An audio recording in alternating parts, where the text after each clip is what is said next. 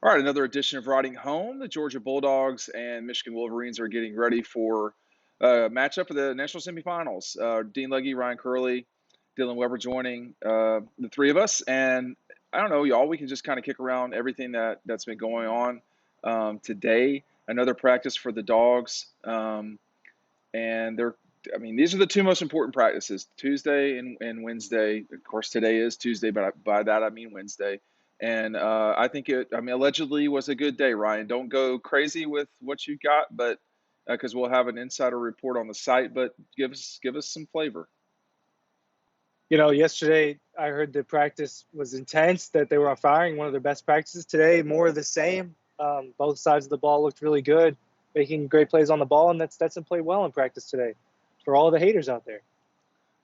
You're not necessarily making judgments. You're just saying, hey, this is what it is. No, Hey, I'm not making judgments, and it's not my choice who's quarterback. If you really want to ask me, I think JT's a better quarterback, but Stetson is the starter, and that's what it is. And you could be mad about it, or you could support him. all right, Dylan, straight to you. Fancy new background for you. Comments about today. After we got off of our call, we started talking about Stetson's mindset coming into this thing. He seemed, one way to look at it is he seemed pissed off, or is he ready to prove people wrong? Which is it, or both? He could be both for sure, and that's, I feel like, kind of what has gotten Stetson this far. From the walk-on that really didn't see any opportunity, and really no hope, I would say, in 2017. And that kind of that frustration, maybe that anger and pissed offness, is what got him the starting job here, and that's what's got him to hold on to it. And so, if that's what's going to help him win a football game, then good for him. If that's what he needs to really muster up the energy for this game, that's what he's going to need to do. And if that's what's carried him this far, then I'm not surprised he's carrying it into a game like this, where everyone is again, saying, "Hey, JT Daniels needs to start." Again, the backup quarterback's always the most popular guy, and that's probably that's going to bother Stetson. Even though he says he doesn't look at social. Everyone can say that, but even if that's true, you still have a pulse of what people are saying.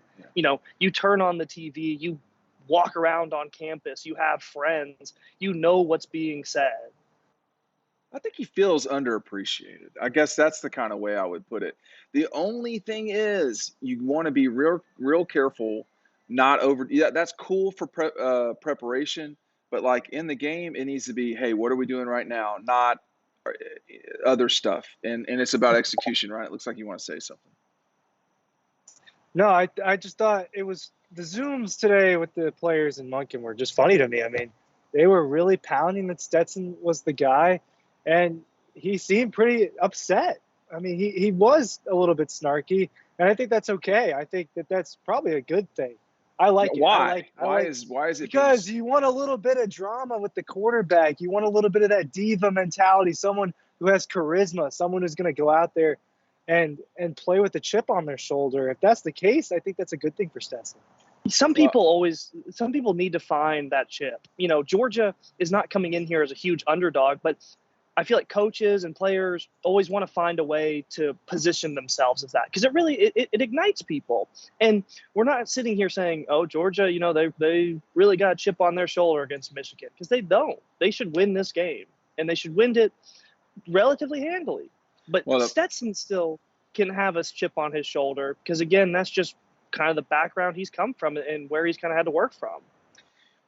Speaking of underdogs, Alabama today proclaimed two touchdown Alabama proclaimed themselves the underdog today in a shocking move. Look, it's so stupid. Clemson does this sometimes, but Clemson's 9-4 or whatever they are, and playing in the Cheez-It Bowl. Clemson ain't Alabama, and there's a big difference. But the big thing is, whatever can motivate you is what you're going to use. And I think it was Will Anderson felt disrespected, Dylan, and now, I just, to me, like, I don't recall, and I don't want to, we talked a lot about the NBA and the NFL at lunch, and I don't want to turn it to that discussion. I don't recall, because I was younger, I don't ever remember Michael Jordan saying vocally that he was an underdog. sometimes you're not the underdog. You got to be the bully.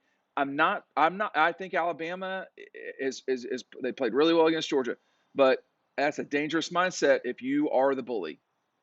First of all, I want to say I feel like your comment towards the Cheez-It Bowl was a little bit slanderous, and I'm not asking for an apology, but I feel like it was intended that way. It's a legitimate bowl game that should be respected and is respected by me. But why? Yeah, what is happening right now? No, explain. I think. Hold on, Ryan. Explain. Dylan. It's a Cheez-It Bowl. I mean, well, first of all, Cheez-Its are a top tier snack, and if they're getting their own bowl game, I mean that's a big move. I just really like Cheez-Its, and I respect the bowl game, and I'm glad that they got in there. Reaction, Ryan? You're glad that Clemson. I was glad that Clemson got into the Cheez-It Bowl for my reasons because I thought it was funny.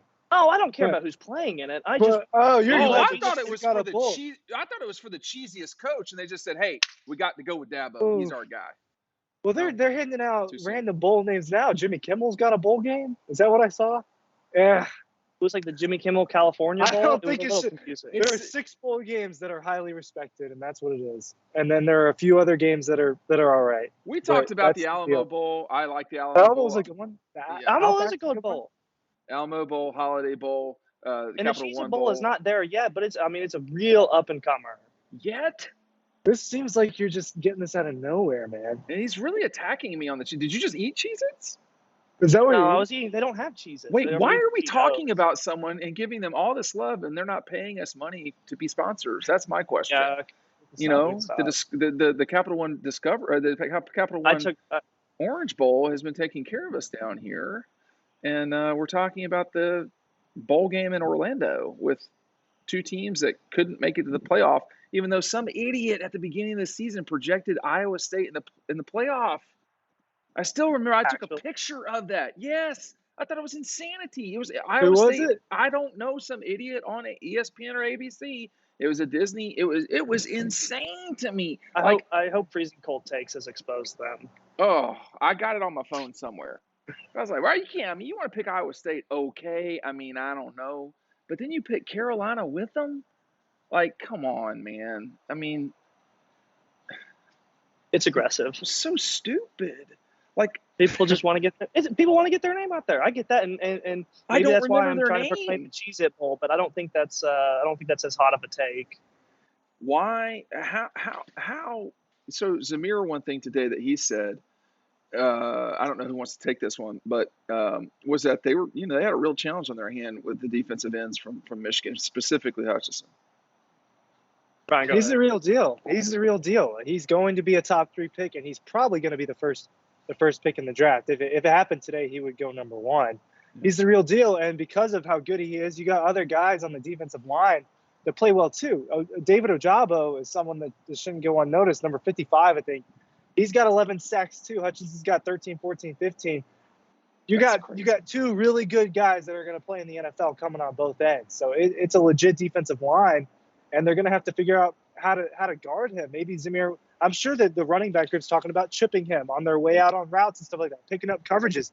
Zamir White, the running backs, the tight ends. They could be a max protect, man. I mean, Zamir might not be going out, and Darnell could be in too. I mean, they're going to have to deal with this, Dylan. This is a huge challenge on the outside. I mean, when you have 2 guys like that, Hutchinson's going to need 2 people on a lot of plays, and that's going to free up other people too. It's no easy task, and it's going to be a lot of quick passes. And one thing you worry about too is you've seen a lot of balls batted down in Stetson's career at the line of scrimmage. If you can get hands up close to him, then it's tough for him to get the ball over them at times. And I don't think that's been a huge issue this year, but we saw that against a little bit. But I mean, specifically what I think of is Alabama in 2020. I feel like every ball was getting batted down there, and that's what you worry about with 2 guys like that getting in his face. But and I'm dealing with mosquitoes for the first time in months over here. But Stetson, we've talked a lot about Stetson here, but Stetson has played a lot better in 2021 than he did in 2020. Like a lot better. I mean, the game against Kentucky was a disaster. He did not play well in that game. He played well against Auburn. He played pretty well against Arkansas. I think he played pretty well against Tennessee.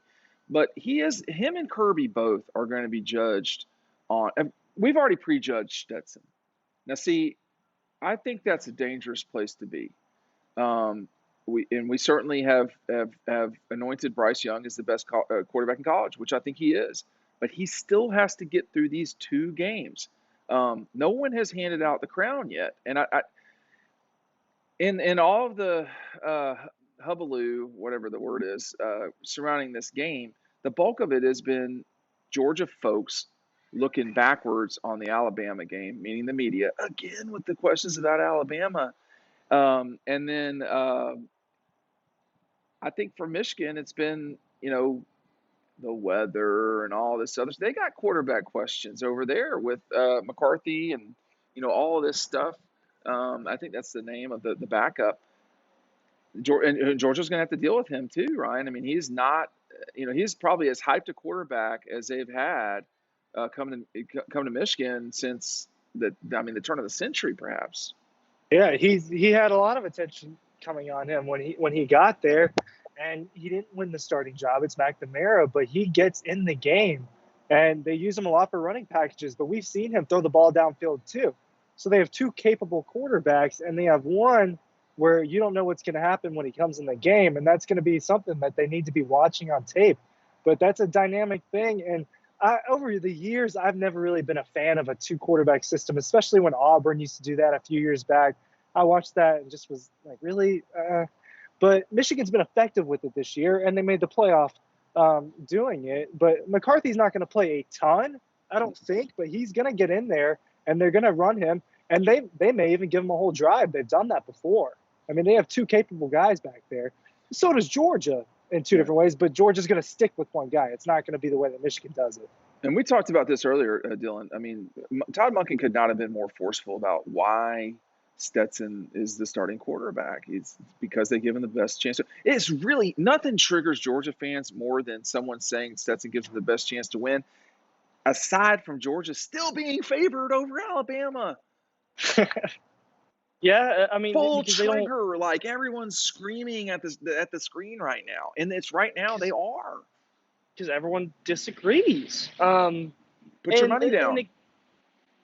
I mean, it goes to the point again that and maybe why Stetson feels a little disrespected because he didn't lose the game to Alabama. Could he have played better? Sure, there are a lot of plays, but he didn't lose that game, and people act like he did. And so I think that he's got to play better than he did, and that is not exclusive to him. But that doesn't mean his play is what lost them the game, and he hasn't lost the game yet.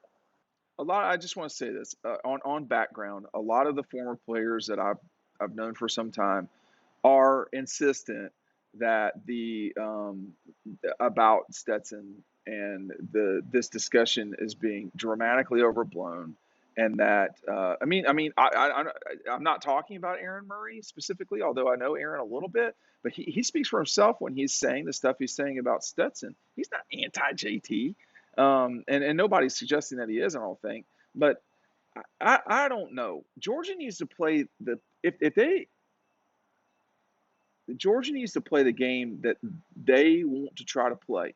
I thought Clemson at the beginning of the season would play the way Alabama did. They did not. They were not capable of doing that. The question is Michigan capable of doing that? Because otherwise, the majority of the teams that Georgia plays that are not named Alabama or LSU with Joe Burrow, that makes up half of the losses of Kirby Smart's losses, if I'm not mistaken. So, if you don't have that name or those quarterbacks, I don't know if you're going to really be able to impose your will on them, Ryan. That's my question coming in this Michigan game for Michigan is, they're tough. Yeah, they're physical. And I'm not just passing along saying that. So is Michigan. So is Kentucky. So is Arkansas. They are big physical teams. And Georgia ground them down. It took a little time with UK, but they ground Kentucky, Arkansas down very quick.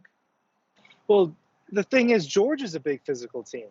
They are, and they're a fast team, and they're one of the most talented teams. I think they have the most talented roster in the country. I don't think that's much of a question. I think that they have the most talented roster in the country, and they can kind of do anything. So, Michigan's better than all those teams they played. If you're talking about the Arkansas and the Kentuckys of the world, those 2 really physical matchups they had, But Georgia has the blueprint on how to beat those teams and how to shut down their run game and make it difficult to pass all over them. Because the fact of the matter is, Alabama did pass all over Georgia, but they did establish a solid run game, and they did that with a running back that wasn't 100%. So Georgia's going to really need to stuff those gaps. Quarterback Two big quarterback runs happened in that game. Michigan loves to run, and their run game allows them to throw it over the top. That's why they're so explosive as a team, because they establish the ground game early and they really get it going. They're a really creative team when it comes to running. I did watch a lot of tape on them. A lot of misdirection stuff.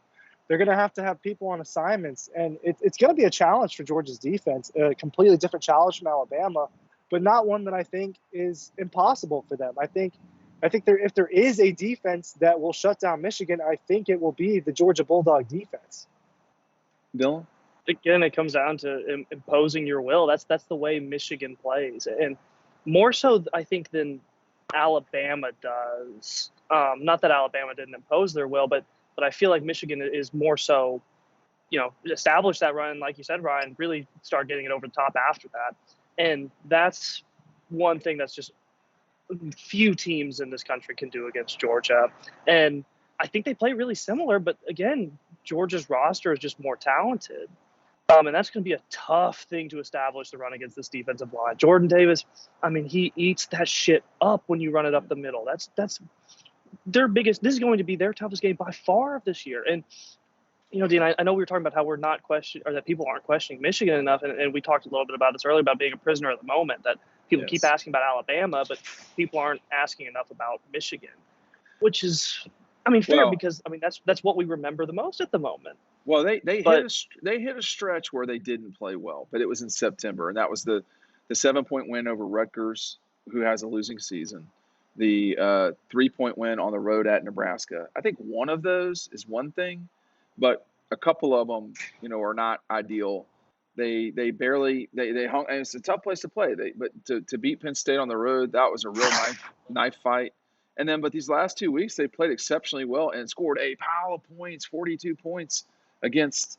Well, Iowa's defense, I think, is decent. I'm not sure about Ohio State's. What's the background chatter? I don't hear it.